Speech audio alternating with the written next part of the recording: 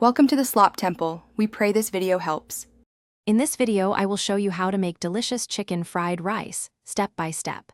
Start by preparing your ingredients for a smooth cooking process. You'll need about 3 cups of day-old cooked rice, which works best for fried rice.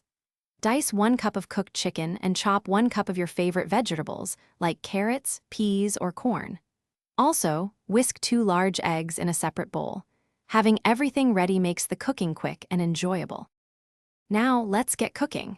Heat 2 tablespoons of a neutral oil, like vegetable or canola, in a large skillet or wok over medium-high heat.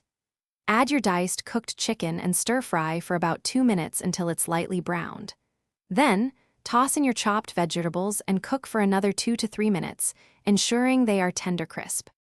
Next, create a space in your pan by pushing the chicken and vegetables to one side.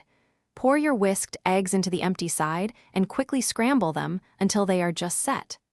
Break the cooked eggs into smaller pieces and then add your 3 cups of day-old rice to the pan.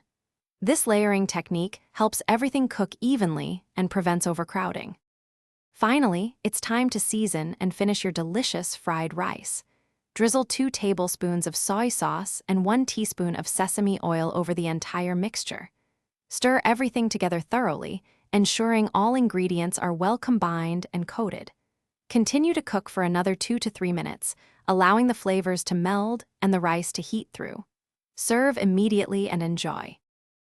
Thanks for watching. Consider subscribing if we helped you.